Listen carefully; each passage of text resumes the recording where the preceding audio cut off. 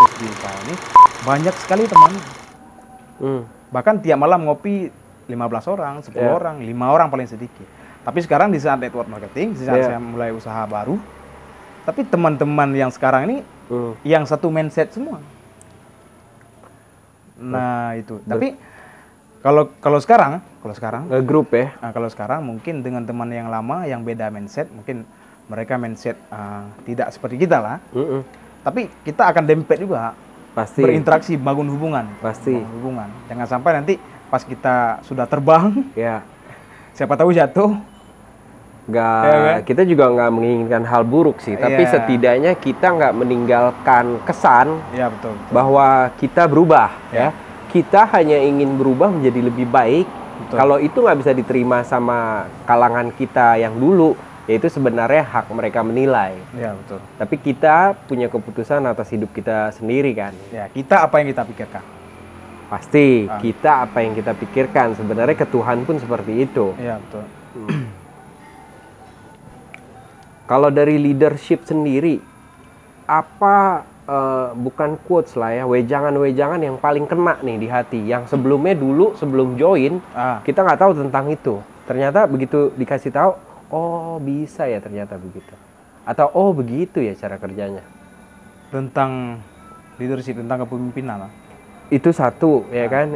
Yang kedua kan kadang kita dengar sepatah dua patah kata yang masuk ke hati secara nggak langsung tuh.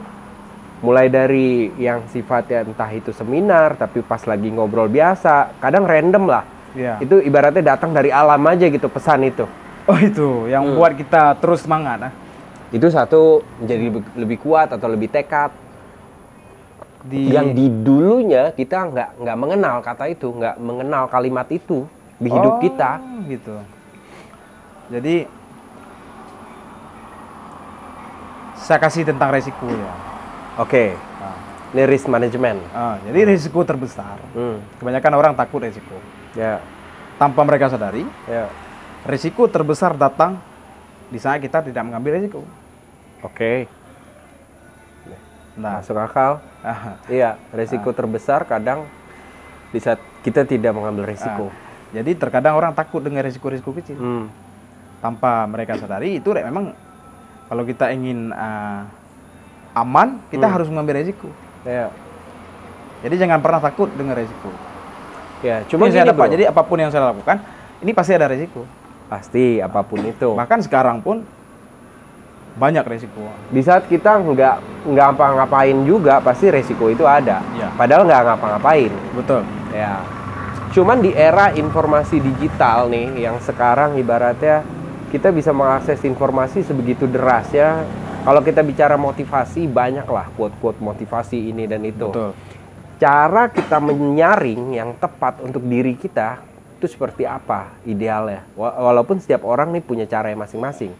Tapi kan kita sama-sama tahu, kalau bicara tentang motivasi itu banyaklah.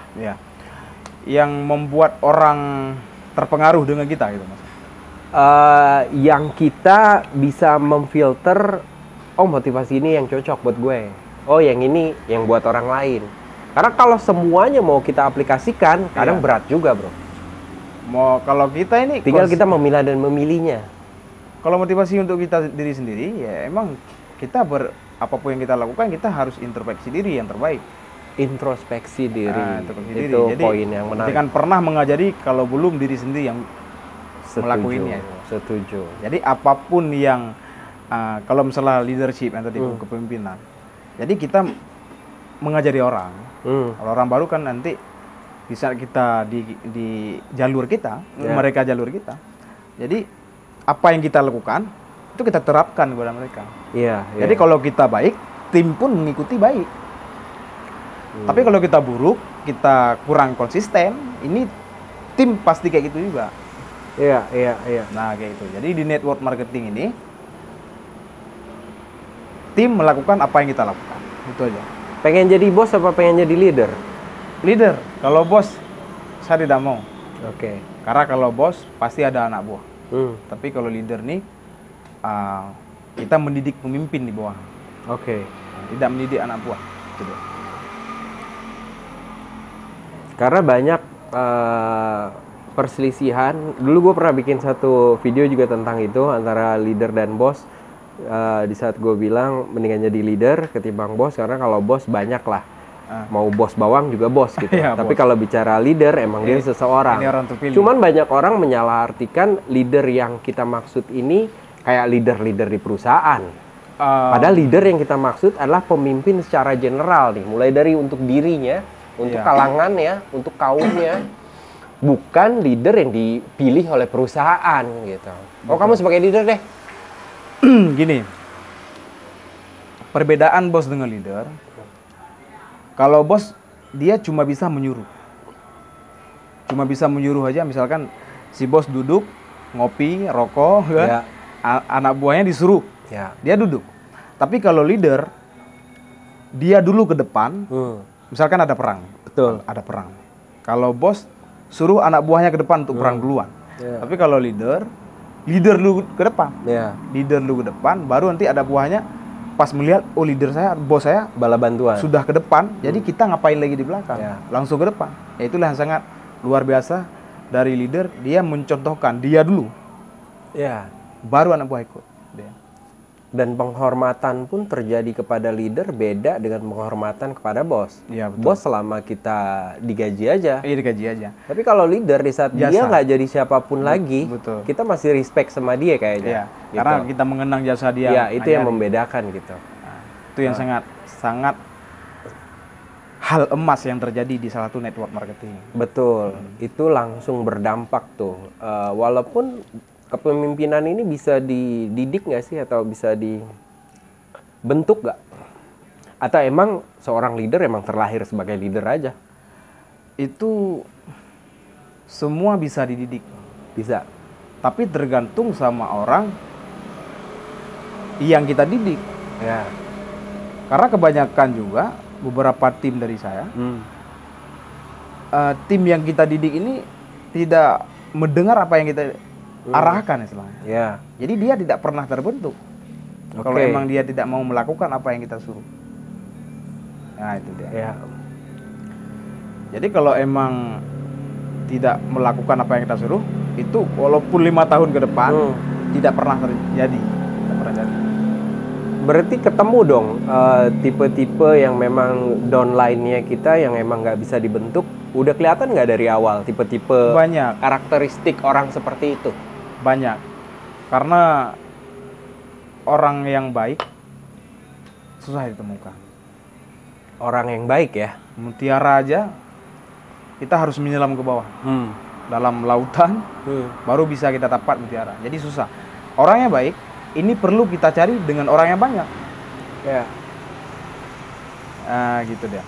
Jadi untuk menemukan orang yang sangat baik, yang sesuai dengan kita, yang satu frekuensi dengan kita harus melakukan memprospek orang yang banyak. Sehingga mungkin ratusan, ribuan. Tapi nggak nyampe 1000. Baru kita bisa saring. Baru kita saring. Jadi yang terbaik, yang berbeda belum tentu berbaik. Tapi yang terbaik sudah pasti berbeda gitu. Jadi yang terbaik ini pasti tertinggal dia. Dan yang kita dapat berbeda-beda orang. Yang terbaik tetap terpilih, tinggal pasti dia. Bertahan dia. Apapun rintangan, apapun sekencang apapun angin, pasti dia bertahan. Tidak pernah keluar dari arena pertempuran. Itu orang yang baik. Jadi baik bagaimana kan banyak penjelasannya. Betul, baik. Relatif. Ini ibaratnya konteksnya dalam pekerjaan si network marketing ini bicara terbaik ya. Apa sih tiga ciri orang yang bisa bertahan di bisnis network marketing? Yang pertama, dia punya impian yang kuat. Harus impian dulu nih? Impian. Oke. Karena impian 95%. Kekuatan jadi kalau impian. bicara impian, kenal Bosman nggak? Mardigu. Dia ngomong gini, jangan gaji orang dengan intinya adalah kita harus cari orang atau pekerja yang patuh sama mimpinya, bukan sama gajinya. Betul. Kalau dia udah patuh sama mimpinya dia akan loyal sama kita karena dia punya mimpi. Iya. Nah, kurang lebih sama tuh kayak gitu tadi itu. Orang yang punya mimpi dulu. Impian. Itu ciri pertama tuh ya. Karena jadi dari awal di saat kita profiling dia, kita harus tahu dulu dia punya mimpi atau enggak. Karena masalah yang pertama dia bertahan karena impian. Karena kalau tanpa impian pasti nggak bertahan. Pasti. Contoh saya bilang. Oke. Kalau misalkan tadi saya datang dari tempat menuju ke tempat abang. Ya. Ini tanpa arah saya ke tempat abang, pasti saya akan belok ke Warung tempat kopi. lain. Iya. Ya, warung kopi. Tapi saya punya impian, punya Betul. arah, punya goal. Ya. Target untuk jumpa sama abang, ya pasti saya sampai. Betul. Sampai ke sini. Tujuan tadi penting tuh. Betul. Ya. Begitu juga dengan orang yang bertahan di network, network marketing. Jadi dia punya impian sangat besar. Kalau dia keluar dari arena pertempuran, pasti impian itu akan jauh dengan dia. Oke. Nah, itu dia tanamkan. Itu yang pertama. Yang kedua, emang dia ingin berubah. Ingin berubah. Ingin berubah dari dulu mungkin hidup dia sangat jelek. Kehidupan yang sebelumnya. Suram, Oke. matesu, serba suram. Nah, sekarang dia ingin berubah. Kehidupan yang sebelumnya. Yang ketiga, mungkin dia menjalani usaha ini karena hobi. Hobi harus ada ya. Ya, misalkan Kalau dia nggak dia nggak enjoy ya. enjoy, hobi, nyaman. Itu misalkan dia nyaman dengan usaha tersebut. Ya. Nah, dia pasti akan bertahan. Karena kebanyakan orang nggak bertahan di profesi tersebut tidak nyaman dengan profesi. You have to enjoy what you do. Pasti. Kalau nggak berat. Ya, betul. Akhirnya kita jadi beban terus ngerjain sesuatunya. Ya. Cuman kan ada dua tipe orang ya. Mencintai apa yang dia kerjakan atau mengerjakan yang dia cintai. Ya, betul. Nah, di network marketing ini yang mana yang lebih penting tuh? Kita Atau dua-duanya ada? mencintai profesi. Berarti mencintai apa yang kita kerjakan dulu. Iya, betul. Karena di saat kita memulai usaha, jangan pernah mencintai hasilnya dulu. Kita harus mencintai profesi dulu sehingga kita dicintai oleh penghasilan kita. Yang coba-coba banyak gak? Yang coba-coba itu banyak sih Bang, karena kan ini kan usaha ini random Bang. Ya. Dapat orang kita tawarkan. Iya. Jadi jangan pernah berhenti Bang untuk tawarkan, karena ini sedekah. Orang kadang gagal di mana sih? Dakwah. Apa? Orang kadang gagal di mana di bisnis ini? Kalau gagal di sini nggak ada yang gagal, cuman dia yang menentukan gagal. Iya. Gagalnya orang dinyerah aja. Nyerah. Nah, karena kalau nggak nyerah, jatuh bangkit, dia pasti akan sampai ke puncak juga. Seperti kita mendaki gunung. Betul, betul. Capek ya berhenti di tengah gunung. Iya. Jangan pernah turun lagi. Beristirahat aja dulu. Kita akan sampai ke puncak. Nah, gitu ya. Seperti saya bilang tadi lah. Di orang manjat pinang 17 Agustus. Iya. Kan pakai Emang teamwork ya. Ada kerja ya. tim juga. Naik turun. Kita kan sama juga seperti itu. Kita harus punya tim, kita harus banyak, jangan sendiri, nggak bisa. Nggak bisa. Ya. Namanya juga network tadi ya, jaringan ibaratnya. Jaringan pemasaran.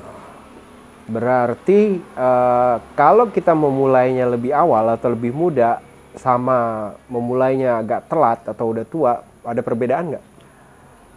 Kalau berbicara masalah sukses tidak memandang usia.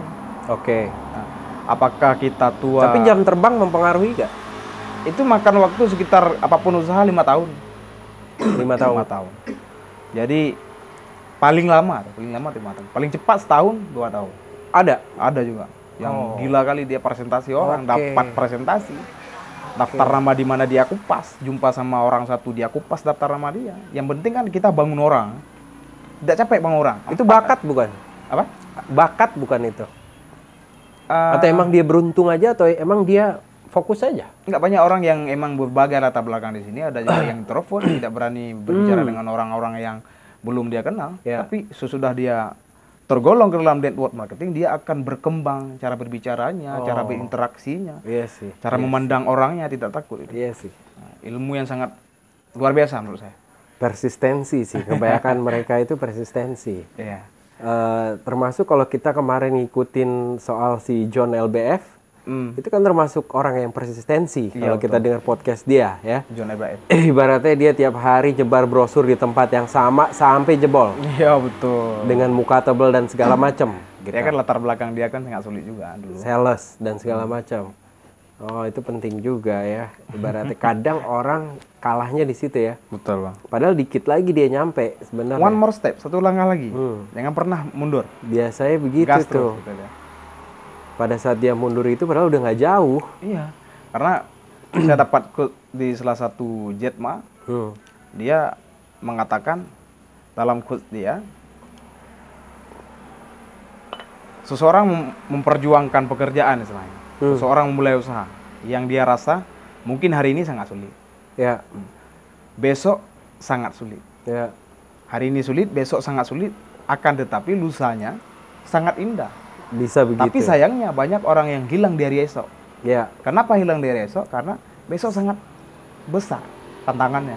Disitulah banyak orang nyerah. Tapi tanpa mereka sadari, lusanya sangat indah. Sebentar lagi, sedikit lagi. Kenapa dia tidak maju? Kalau dia maju, pasti dia akan sukses. Iya. Tapi mungkin gini, ada orang yang terbentur secara realita hidup nih, misalnya lebih memilih sesuatu yang pasti ketimbang yang belum pasti, walaupun yang belum pasti ini jauh lebih besar misalnya bayangannya. Iya, itu betul. Cara nge-brainstorming orang seperti itu gimana? Atau nge-brainwash orang seperti itu gimana? Itu di awal kita banyak juga dapat orang seperti itu yang mungkin dia dapat di hidup dia, yang mereka dapat motivasinya, hidup adalah pilihan. Emang benar, hidup adalah pilihan. Oke. Jadi apapun yang dia pilih mungkin sudah merasa yang sangat bagus. Ya. Tapi kalau jumpa sama orang seperti itu, jadi kita menerangkan tentang konsep kerja kita yang sangat tepat. Apakah dia bisa tangkap yang kita bicarakan? Kalau emang tidak bisa, kita next. Gitu ya. Jangan pernah memaksa orang berpindah pola pikir, tidak bisa. Mungkin orang lagi nyaman di pekerjaan tersebut. Jadi tidak bisa kita pindah ke network marketing. Karena di awal tadi saya sudah bilang, kalau emang orang sudah berubah pola pikir, sudut pandangnya, cara memandang dunia bagaimana, itu mereka cepat sekali berubah. Karena satu aja yang dia dapat, ingin sukses pasti dia dapat. Oke. Berarti gitu. Mengantisipasi orang seperti itu emang udah langsung di next saja. Kita nggak bisa paksain itu. Disitulah enak bekerja di network marketing karena kita bisa berinteraksi dengan orang-orang banyak. Kalau dia bermasalah, kan lain ada. Ya. Next terus sehingga dapat. Orang banyak ini kan kadang nggak hadir begitu aja. Kita juga nyari mereka. Betul, itu harus nyari. Metodenya seperti apa tuh? Kalau masalah nyari, ini ada juga yang namanya prospecting. Prospecting ini kenal dengan orang-orang baru yang belum kita kenal. Oke. Ini kita belajar juga tentang ice breaking. Misalnya kita jumpa sama orang baru, kita harus berbicara dengan dia dengan sopan. Ada hal yang kita tanya dan tidak tersinggung dia, tidak tersinggung pekerjaan dia. Kita tanya-tanya dulu, tinggal di mana, Bang? Saya di sini. Saya dekat juga dengan Abang gitu. Jadi terus komunikasi terus sehingga kita dapat kontaknya. Dan suatu saat kita bisa hubungi dia. Setelah kita dapat kontak, kita akan titip satu pesan sama dia. Nanti kapan-kapan kita ketemu lagi, bahas masalah proyek kerja ataupun ada suatu peluang usaha. Jadi nggak langsung di awal ya? Nggak langsung di awal. Itu kalau langsung di orang awal, kabur ya? Kabur semua. Kabur. Aneh dipikir. Oke. Jadi emang kesabaran juga penting dalam permainan ini ya? Emosional sangat penting. Oh. Ada tuh pelatihan-pelatihan emosional seperti itu? Kalau atau di seminar-seminar? Banyak. Kalau masalah emosional ini tentang cepat emosi atau enggak emosi, ini mungkin banyak orang yang didapatkan di saat mereka membaca buku. Karena waktu kita membaca buku ini kan kita harus melihat ke buku selamanya. Dan kalau cepat berarti kita lagi emosi, Bang. Tapi kalau kita baca cepat itu lagi emosi. Mungkin beberapa menit kita tutup buku, simpan buku, itu lagi emosi. Jadi kita tidak fokus. Tapi kalau kita nyaman dengan buku, ini akan terdidik emosional kita. Betul. Emosional kita. Jadi kita jarang marah. Betul. Seperti psikologi juga. Betul. Itu kan. Kalau emang orang sudah sering baca buku, dia berarti sudah terkontrol emosional. sama istri nggak cepat marah, sama Itu anak nggak juga cepat bisa marah, dilihat ya. sama tim-tim kerja pun nggak cepat marah. Dia akan bisa kontrol emosional. Walaupun pada saat itu dia sebenarnya sedang marah, tapi dikontrol. Dikontrol, bisa mengkontrol. Bisa diredam ya sama dia ya. Beda sama yang nggak baca buku. Makanya kita sering lihat tuh meme-meme yang orang isinya buku semua sama yang kosong otaknya. Yang kosong nih, baca mulu. Yang buku mah diem aja santai gitu. Oke.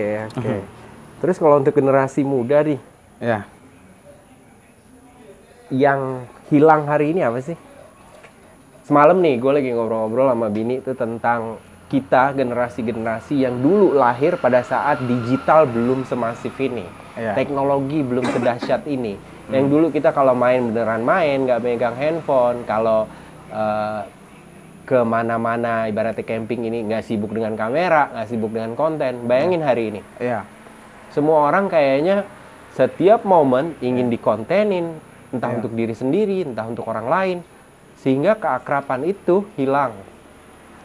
Itu generasi yang lahir setelah teknologi maju ya? Betul, itu sangat betul, sangat cocok. Karena kalau berbicara masalah teknologi zaman sekarang, ini sangat membunuh para generasi. Tentang menjalin sebuah silaturahmi dengan keluarga, dengan teman-teman. Banyak juga saya dapatkan, dan pernah kita lihat. Sering.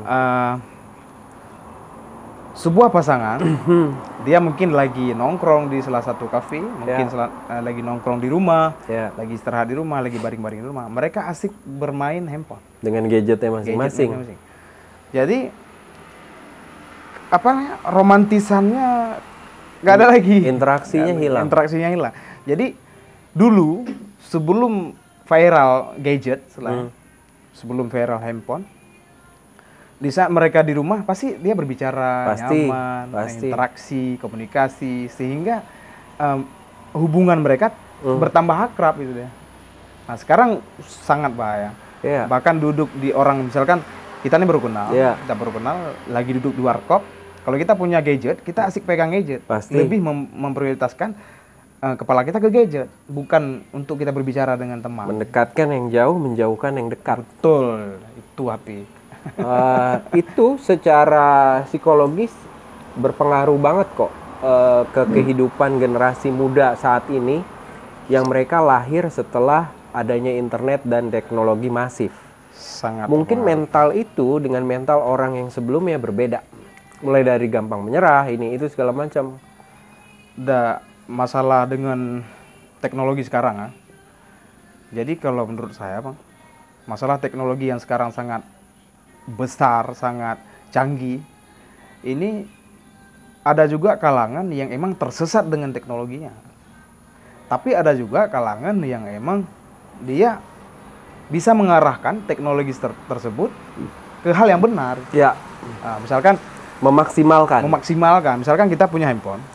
Jadi di handphone tersebut WhatsApp kita gunakan dengan yang semaksimalkan misalnya. Untuk yang perlu aja. Misalkan kita bermain handphone ini untuk jualan online. Kita jualan online. Jangan pernah kita menyanyiakan scroll punya orang, lihat TikTok orang, lihat Instagram orang. Jadi janganlah. Kalau menurut saya disitulah perbedaannya. Jadi tergantung kepada mereka yang menggunakannya. Ya, walaupun positifnya udah pasti banyak, negatifnya juga nggak bisa dipungkiri. Cuman yang perbedaan paling signifikan tuh generasi sebelum adanya internet dan sesudah adanya internet, hal-hal yang dulu kayak kita main bola bareng, main ini bareng, itu total hilang, bisa total hilang, yang diganti dengan kata mabar. Betul. Kalau masalah generasi yang kecil-kecil, mungkin sekarang kelas 6 SMA, kelas 6 SD sudah memiliki gadget. Udah pasti. Jadi kalau misalkan orang tua tidak dibeli ke anaknya, nggak enak sama anak tetangganya. Udah pasti. Pasti semua dibeli. Nah, disitulah mereka kehilangan masa kecilnya. Bisa dibilang begitu. Kehilangan masa kecilnya. Jadi kalau dulu kita mungkin SMA baru keluar HP. Keluar HP. Jadi kita dulu masih kecil kelas 6 SD, pas SMP ataupun pertama kelas 1 SMA kita akan main bareng bola sore, habis itu malam keluar Betul. dengan teman-teman jalan-jalan aja Iya, pakai kaki gitu. Atau pada saat subuh habis itu, puasa iya, kita betul. main perang-perangan Pas gitu-gitu. lebaran kan kita adatnya Pasti perang-perangan, beli senjata. beli senjata, main petasan, ini itu. Malam di saat kita ngaji malam itu akan main apa tuh? Dan itu nggak bisa dianggap sepele, Itu karena sangat- kita yang udah pernah ngerasain, kita kan hidup di dua zaman. Ya, betul. Zaman yang sebelum adanya internet dan zaman yang sesudah adanya internet. Ya. Jadi kita tahu persis perbedaannya. Sementara anak-anak yang hidup di zaman internet kan nggak tahu zamannya kita. Iya. Jadi kadang pengen kita bikin video tentang masa lalu itu supaya mereka tahu bahwa zaman dulu tuh seperti ini. Iya. Rasa empati kita ke sesama teman bisa hilang di zaman sekarang. Nah, betul. Karena orang lebih sibuk lihat apa yang viral, empati dia dipakai ke situ. Kasihan ya mandi lumpur. Padahal ada temennya yang di samping misalnya belum bayar SPP. Betul. Kalau di zaman kita sekolah dulu, teman-teman kita yang nggak bayar SPP kan kita tahu. Nampak deh. Setidaknya kita patungan untuk dia, bisa begitu. Atau kita ke rumahnya. Nah, hal itu tuh sangat mempengaruhi pola pikir nggak sih? Mindset loh. Itu sangat besar. Mindset. Sangat besar. Mau dibilang sekarang lebih canggih, lebih apa, tapi secara mindset kayaknya jadi lemah. Mereka kan lebih berpikir untuk hiburan yang seperti menonton aja. Itu sangat terpukul generasinya. Lemah. Terpukul generasinya. Jadi dia tidak pernah merasakan dunia yang nyata. Iya. Selalu dunia fiktif hilang. Mereka. Dunia nyatanya hilang. Bisa melihat api, lalai, termakan waktu. Kita nyiksa anak zaman sekarang gampang, nggak usah kasih kuota, nggak usah kasih internet. Dia Betul. bisa gila loh. Bisa gila karena melihat temannya. Sementara kita dulu hal itu bisa terjadi bertahun-tahun tanpa tahu apa-apa. Iya. Yang benar-benar cuma keluar sore ketemu di lapangan ya, nggak perlu ngomong nih, ketemu di lapangan ya. Pas di lapangan udah ada semua. Betul. Karena Ketemu di emang, situ. Emang sekarang sangat terpengaruh besar. Dunia sangat canggih. Pasti. Jadi tidak bisa Tapi kan ada racun di situ. Betul, toksin banyak sekali. Tapi kita tidak bisa, kayaknya nggak bisa kita atasi masalah itu. Terkecuali misalkan kita punya, misalkan anak kita bangun daerah lain. Ya. Di suatu pulau kita bangun rumah di sana. Ya. Kalau ingin belanja kita keluar Ya. sebentar aja, habis itu balik lagi. Kita mulai kehidupan masa lalu. Kalau misalkan kita hidup di circle masyarakat yang pergaulan kayak gitu, anak kita pasti terintimidasi dengan anak-anak teman kita di samping-sampingnya, tetangga-tetangga tersebut. Pasti. Jadi tidak bisa, misalkan anak kita tidak kita kasih HP sebenarnya. Dia akan melihat HP orang, melihat HP teman-teman. Akhirnya kasihan begini begitu. Ya. Nah, banyak yang terjadi kepada terutama ibu-ibu muda, banyak ayah-ayah muda. Dia ketinggalan informasi. Jadi, melihat anaknya lebih sayang ketinggalan daripada rusak masa depan. Dan hari ini masalah FOMO juga ya. FOMO ibaratnya takut ketinggalan akan sesuatu hal juga kayak sesuatu yang penting banget gitu. Ya betul. Di saat dia ketinggalan sesuatu berita atau sesuatu hal yang lagi in gitu, tapi dia nggak tahu, kayaknya dia merasa tertinggal banget. Tertinggal. Padahal itu hal-hal yang sifatnya semuanya semu. Ya. Tren bisa berganti dalam hitungan minggu. Kalau kita takut kehilangan setiap minggu itu, apa kabar dengan kita-kita yang dulu ketinggalan tren dari Amerika? Zaman skateboard deh, anak Amerika udah main skateboard, kita belum. Tapi kan kita nggak punya kekhawatiran ketinggalan zaman, apalah. Iya, karena kan dulu pas udah masanya aja udah. Betul.